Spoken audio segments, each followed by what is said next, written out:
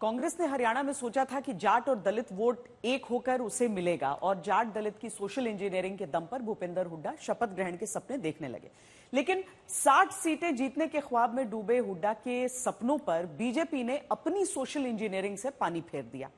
अब कांग्रेस के जाट प्लस दलित के मुकाबले बीजेपी ने गैर जाट, वंचित दलित और ओबीसी वर्ग पर जोर दिया।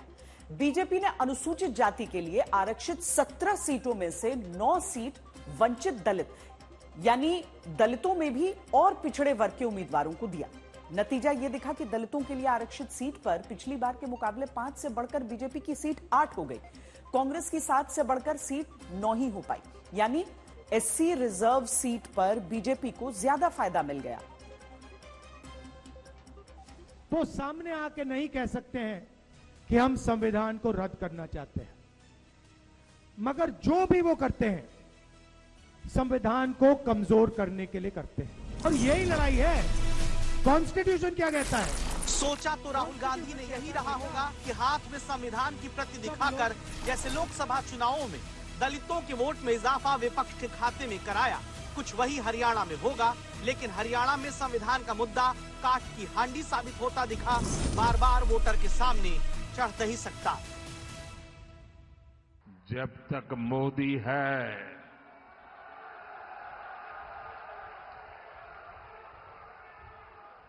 एससी, एसटी और ओबीसी समुदाय को संविधान से मिले आरक्षण का हक कोई नहीं छीन सकता। बीजेपी ने हरियाणा में दलित वोट के लिए अलग रणनीति बनाई। इसे बिहार का महादलित जैसा फॉर्मूला कहा जा सकता है।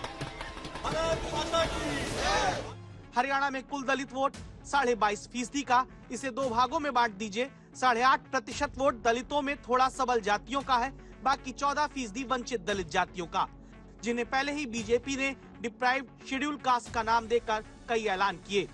हरियाणा में दलितों की 17 आरक्षित सीट में 9 वंचित दलित वर्ग को ही बीजेपी ने टिकट दिया। 8 अन्य अनुसूचित जाति को। दावा है 8.5% अन्य दलित का वोट तो सभी दलों में बटा, लेकिन 14% वंचित दलित वोट का बड़ा हिस्सा बीजेपी को मिला। तभी तो पिछली बार के मुकाबले आरक्षित सीट पर बीजेपी को कांग्रेस से ज्यादा फायदा हुआ है। इसके अलावा बीजेपी ने पहले ही लगातार 2 बार की बीजेपी सरकार के खिलाफ बनी एंटी इनकम्बेंसी को भांपकर खट्टर की जगह कमान नायब सिंह सैनी को दे दी थी। नायब सिंह सैनी ओबीसी समाज से आते हैं। हरियाणा में ओबीसी समाज की आबादी 44% के करीब है।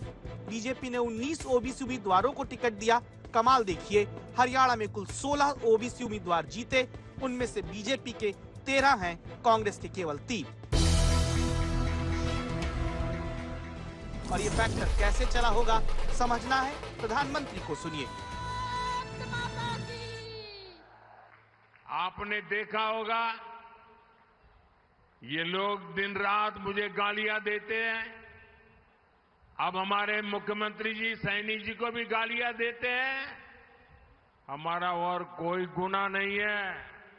हमारा गुनाह यही है कि हम ओबीसी अति पिछड़ी मां की कोख से पैदा हुए हैं, इसलिए गालियां दे रहे हैं। के लिए आप सब एक हो जाएं। बहुत बहुत धन्यवाद। पिछड़ों और दलितों के इस गठजोड़ के आगे राहुल गांधी की यूं जाट और दलित एकता एक साथ दिखाने वाली कोशिशें नाकाम हो गईं, क्योंकि बीजेपी ने शैलजा को कांग्रेस में किनारे किए जाने के मुद्दे को खूब हवा दिया। और ये बात तो अपने आप ही फैलती गई कि ज्यादातर टिकट हुड्डा खेमे के कहने से मिले हैं। कहते हैं दलितों में कांग्रेस को लेकर संदेश ठीक नहीं गया। नतीजा कांग्रेस की हार पर अब शैलजा दलित फैक्टर को वजह बताने लगी। आपको कई सीट्स जो दलित सीट्स हैं उस पे बीजेपी अच्छा बेहतर कर रही है। आपको लगता है कि पॉलिटिकल मैसेजिंग जो हुई आपको लेकर खास तौर पर दलित समाज में, उसका भी एक इम्पैक्ट देखने को मिल रहा है? बहुत से फैक्टर हो सकते हैं। ये सच्चाई है कि मैं लड़ना चाहती थी और आप नतीजा भी देख रहे हैं, जीते हैं हम। ये सीटें ऐसी थी जहां पर अच्छा पर वो भी भूल जाइए, केवल व्यक्तिगत बात, पर्सनल बात नहीं होनी चाहिए। हमको इसको और बड़े परिप्रेक्ष्य में देखना पड़ेगा कि स्टेट हम कैसे नहीं जीत पाए। लोकसभा चुनावों की तरह ही हरियाणा विधानसभा चुनावों में भी राहुल गांधी ने जाति गणना, संविधान बदलने का डर समेत कई मुद्दों को उठाया। लेकिन जब आप देखते हैं कि किस जाति धर्म के कितने विधायक जीते हैं तो साफ पता चलता है कि यहां से आई गूंज भी कांग्रेस के खिलाफ दूर दूर तक जाएगी, क्योंकि सवर्ण विधायक 52 अगर बने हैं तो इनमें 27 बीजेपी, 20 कांग्रेस और 5 अन्य पार्टियों से आते हैं। जाट विधायकों में 6 बीजेपी के हैं, 13 कांग्रेस के और 4 अन्य। पंजाबी जो हैं उनमें 11 में से 8 बीजेपी के हैं, 3 कांग्रेस के। जो ब्राह्मण में हैं विधायक उनमें 8 में से 7 बीजेपी के ही हैं। एक बिश्नोई विधायक हैं जो कि कांग्रेस से हैं। ओबीसी में 16 में से 13 अकेले बीजेपी के हैं, जिनमें 6 के 6 अहीर विधायक बीजेपी के हैं।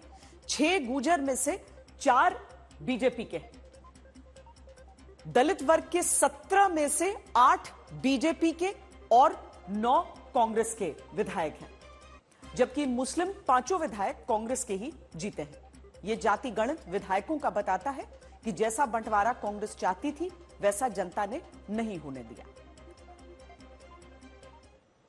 सरकार में ना रहने पर कांग्रेस की हालत जलबिन मछली जैसी हो जाती है।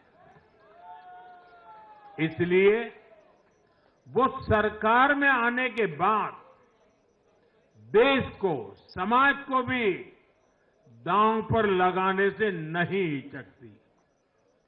आज पूरा देश देख रहा है कि कैसे कांग्रेस हमारे समाज में जाति का जहर फैलाने पर उतर आई है। जो लोग चांदी नहीं, सोने का चम्मच मुंह में लेकर पैदा हुए, जो लोग पीढ़ी दर पीढ़ी 5 स्टार लाइफ जीते आ रहे हैं, वो गरीब को जाति के नाम पर लड़वाना चाहते हैं। हमारे दलित, पिछड़े, आदिवासी समाज को भूलना नहीं है। ये कांग्रेस है जिसने दलितों, पिछड़ों पर सबसे ज्यादा अत्याचार किया है।